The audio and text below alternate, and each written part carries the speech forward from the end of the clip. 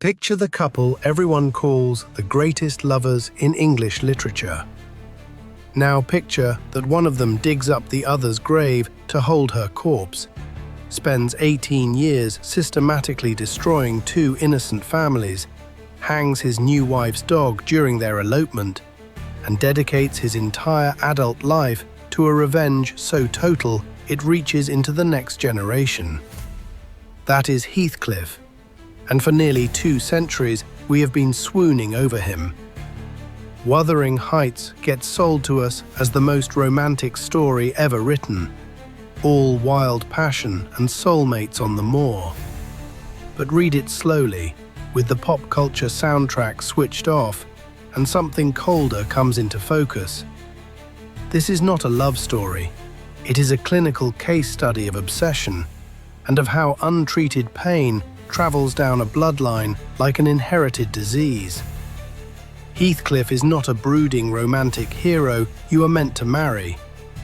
He is the red flag ex who cannot let go, dressed up by 200 years of adaptations as a dark and dreamy soulmate. And the uncomfortable truth this video is about is simple. You have been rooting for the villain. The book itself never asks you to. Emily Bronte built a machine to show you exactly how a wound, left to fester, becomes a weapon, and how that weapon gets pointed not just at the person who caused the wound, but at everyone unlucky enough to be standing nearby, including children who were not even born when it was made. So let us go back to the moor and meet the orphan before he became the monster. The book is Wuthering Heights, published in 1847 by Emily Bronte, though, like her sisters, she hid behind a man's name, publishing as Ellis Bell. Emily was the most private and least knowable of the 3 Bronte sisters, raised in a remote parsonage on the Yorkshire moors, that same wild, treeless, wind-scoured country that howls through every page of this novel. She wrote exactly 1 novel, and this is it. Then, in 1848, barely a year after it appeared, and before the world had any idea what to make of it, she died of tuberculosis at 30. The first reviewers were baffled and often disgusted. They found the book brutal, coarse, and morally shapeless, with no comforting narrator to tell them who to admire. And that discomfort is not a flaw, it is the design. Because Emily Bronte does something audacious with how the story is told. She does not narrate it directly. Instead, she wraps it in 2 unreliable outsiders. Mr. Lockwood, a shallow city tenant who stumbles into the story, and Nellie Dean, the housekeeper who has served both houses for decades and tells him the whole grim history by the fire. Everything you learn second-hand, filtered through servants and gossip and faulty memory, which is exactly how real family legends reach us, polished and distorted until a monster starts to sound like a hero. Keep that in mind. The very structure of the book is a warning about how we mythologize the people who hurt us, and how a story about cruelty can, in the retelling, curdle into a story we mistake for romance. Here is the whole novel in 1 sentence. An abandoned orphan, denied the one love that ever made him feel human, spends his entire life copying the abuse of his childhood onto everyone around him. 2 whole generations, until the very next generation finally chooses tenderness and breaks the curse. That is the shape of it. Not boy meets girl, but wound meets world. The engine of the book is not romance, it is repetition. The terrible way that what is done to us becomes what we do, unless someone, somewhere, decides to stop. Heathcliff is both the victim and, later, the machine that manufactures new victims. And the tragedy is that he can never quite see the moment he changed from one into the other. We are going to walk through it in 5 beats, and I want you to watch how the love and the damage are braided together so tightly they can never be pulled apart. First, the foundling on the moors, where a stray child and a wild girl forge a bond, and where the cruelty that will poison it is already waiting. Second, it would degrade me, the half-heard sentence that shatters everything. Third, the gentleman returns for revenge, obsession dressed up as success.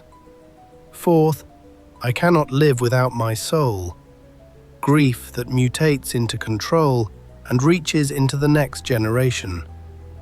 And fifth, the chain finally breaks, the quiet, easy-to-miss ending where the whole nightmare is undone by two young people who simply choose to be kind. Keep your eye on that last beat. It is the point of the entire book, and almost every summary skips it. First, the foundling on the moors. The story begins with an act of charity that curdles into cruelty. Old Mr. Earnshaw, master of the bleak farmhouse called Wuthering Heights, travels to Liverpool and comes home carrying a ragged, dark-skinned orphan child he found starving in the streets. A boy of unknown parentage he names Heathcliff. From the first hour, the boy is treated as an intruder. Earnshaw's son, Hindley, loathes him instantly, sees him as a rival for his father's affection, and when the old man dies, Hindley seizes his chance. He strips Heathcliff of any education, degrades him to the status of a field servant, and beats and humiliates him without mercy. This is the soil the boy grows in, a house where he is fed but never safe, tolerated but never loved. And in that hostile place, one thing keeps him alive: Catherine Earnshaw, the wild, fierce daughter of the house, who becomes his inseparable companion. Together they run loose on the moors, two half-feral children who belong to no one but each other. Here is the modern mirror. Think of the sibling wars in families where one child is the favorite and another the scapegoat. Think of the kid raised as an outsider inside his own home, who learns before he can even name it that this place is dangerous. That is Heathcliff. And here is the takeaway that governs everything to come. Love that grows in a soil of cruelty and fear is never allowed to be simple. From the very beginning, Heathcliff's love for Catherine is tangled up with survival, with humiliation, with the constant threat of loss. And a love braided that tightly with fear was doomed to turn dangerous. Second, it would degrade me. As they grow, the bond between Catherine and Heathcliff deepens into something that frightens even them. But the world outside the moor has other plans. Across the valley stands Thrushcross Grange, an elegant house of wealth and manners, and its heir, the gentle golden Edgar Linton. Catherine is drawn to that world of comfort and status, and Edgar proposes. Torn, she confesses the whole tangle to Nellie the housekeeper, not knowing that Heathcliff is crouched in the shadows, listening. And what she says is the hinge on which the entire tragedy turns. She admits she loves Heathcliff to the marrow, that marrying Edgar would be a betrayal of her own soul. But then comes the fatal half-sentence, that it would degrade her, now, to marry a penniless servant. Heathcliff hears only those words, "Degrade me," and slips out into the night before she says the rest. Because the rest is the most passionate declaration of love in the book. Whatever our souls are made of, his and mine are the same, she tells Nellie. Edgar's soul, she says, is as different from hers as a moonbeam from lightning. He's more myself than I am, she insists. And then the line that has echoed for a century and a half, "Nellie, I am Heathcliff. Not I love him, I am him. But he is already gone. Here is the modern mirror, choosing the safe, respectable partner over the one who actually knows your soul, and the catastrophe of walking out on someone before you have heard their whole sentence. The real betrayal is not marrying Edgar. It is denying your own heart for the sake of appearances and leaving before the truth can reach you. Third, the gentleman returns for revenge. Heathcliff vanishes for 3 years, and when he comes back, he is transformed. Rich, upright, dressed and spoken like a gentleman. Nobody knows how he got his money, and it does not matter, because he has not come home for love. He has come home to destroy. Catherine, now married to Edgar, is overjoyed to see him and refuses to understand what he has become. Heathcliff sets to work with cold, patient method. He marries Edgar's sister, Isabella, a girl who fancies herself in love with the dark, romantic hero, purely to torment the Lintons and get his hands on their property, then treats her with open contempt. He lures the now drunken, ruined Hindley into gambling, feeds his debts, and calmly takes possession of Wuthering Heights, the very house where he was once beaten as a servant. And Catherine, caught in the collision between the man she married and the man she is, tears herself apart. She falls ill, and, dying in childbirth, she and Heathcliff share one last, savage embrace of mutual accusation. Here is the modern mirror, the glow-up revenge fantasy, coming back richer and stronger to make the ones who wronged you regret it. Winning not to build something, but only to punish. Using a new partner as a weapon against an old one. And here is the takeaway. Revenge that wears the costume of success is still just the wound running the show. When you win only to make someone else hurt, it is proof they still own you completely. Heathcliff has escaped his poverty and his servitude, but he has escaped nothing that actually mattered, because his whole triumph is built around a girl who chose somebody else. Fourth, I cannot live without my soul. When Catherine dies, Heathcliff does not grieve like an ordinary mourner. He stands in the garden and howls a prayer that is really a curse, begging her not to rest, but to haunt him, to drive him mad, anything rather than leave him alone in the world. I cannot live without my life. I cannot live without my soul. It is the rawest cry in the book, and it is also the moment his love completes its transformation into something monstrous. Because grief this total, left to rot for 18 long years, does not soften. It calcifies into a need to control and then to punish.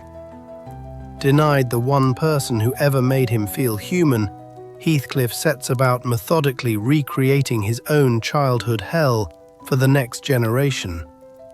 He takes Hareton, Hindley's son, his old tormentor's boy, and does to him precisely what was once done to himself, degrades him into an illiterate servant, starves his mind, teaches him to be brutish and ashamed. The abused child has become the abuser, passing the exact injury down, unaltered, to a boy who did nothing to earn it. Here is the modern mirror, generational trauma, the parent who raises a child in the same wounding way they were raised. Sorrow that never gets processed, hardening into a fist. Hurt people, we say, hurt people. And here is the takeaway. Grief and abuse that go unhealed do not die with the person who felt them. They become a script, a set of instructions the next generation is forced to perform, whether they ever consented to the role or not. Fifth, the chain finally breaks. And here is the ending almost every summary leaves out.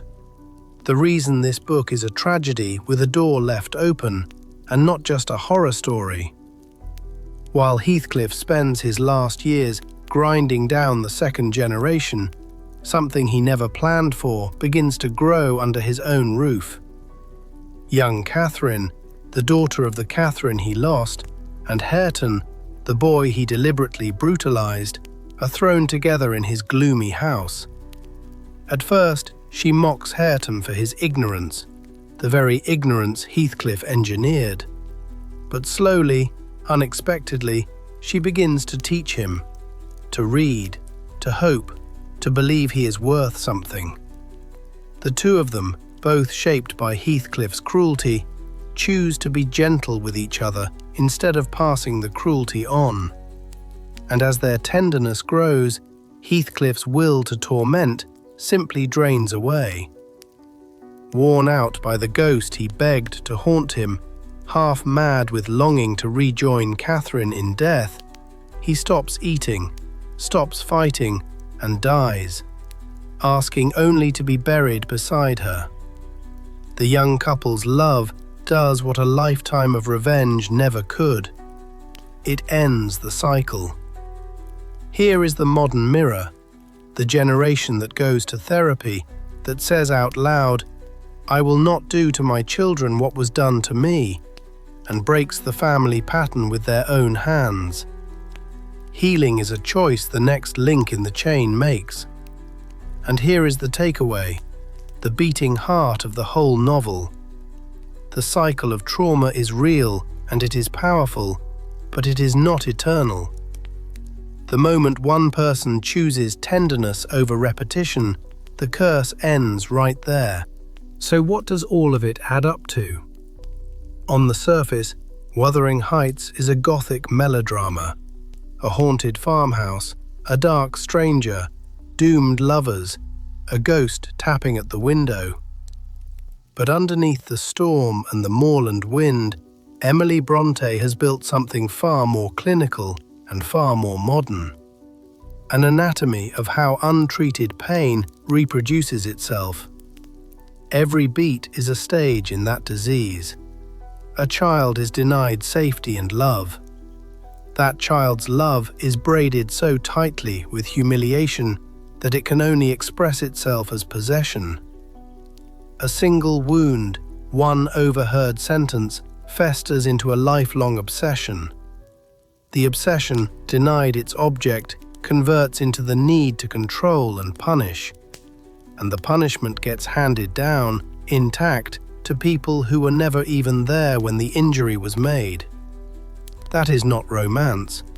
That is a case history.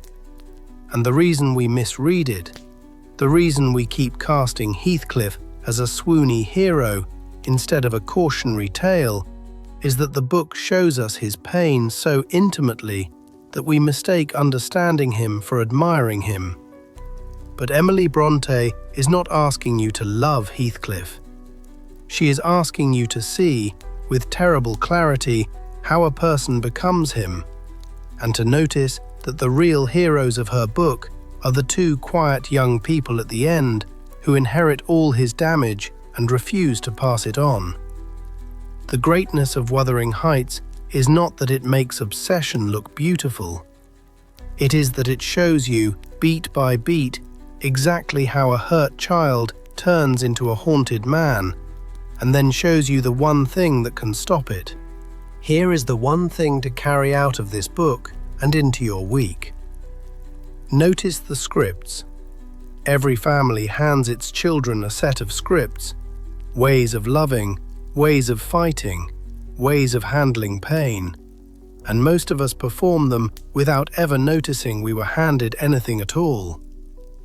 Heathcliff never once sees his own script. He believes, to his last breath, that he is simply a man who loved and lost, when in truth he is a boy repeating, line by line, the exact cruelty that was done to him. That blindness is the tragedy, and the way out of it is the one thing the second generation does that he could not. They see the script and they set it down. So this week, when you feel yourself reaching for a reaction that feels automatic, the coldness you learned from a parent, the contempt you absorbed from someone who hurt you, the urge to make another person feel as small as you once felt. Pause and ask whether it is really yours, or whether it is just the next line of an old inheritance.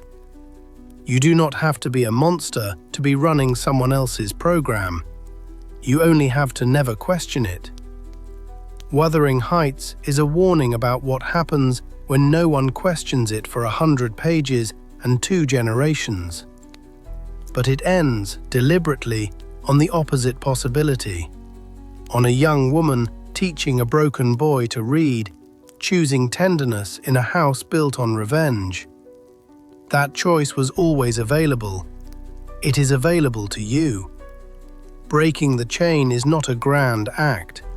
It is one small, deliberate refusal to pass the wound along. Emily Bronte wrote only this one book before the moors and the illness took her.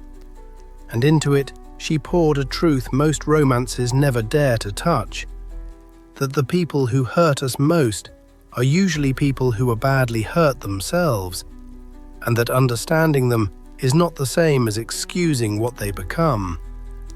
Heathcliff is not a lover to sigh over. He is a mirror held up to every wound we refuse to heal, and every script we pass along without thinking. But the last word of the book is not his. It belongs to 2 young people beside a fire, choosing kindness over inheritance. And that is the note Emily Bronte wanted to leave ringing. If this walk through Wuthering Heights gave you something worth keeping, subscribe. A new classic every week, faithfully, in about 20 minutes. Next time, we sail back nearly 3,000 years to the plains of Troy and Homer's Iliad, the so-called greatest war epic ever written, which is really the story of one furious man sulking in his tent, and how a single grudge he refuses to let go of burns an entire army to the ground. And tell me in the comments, where in your own life have you caught yourself running an old family script? And did you choose to pass it on or to set it down? I read every reply,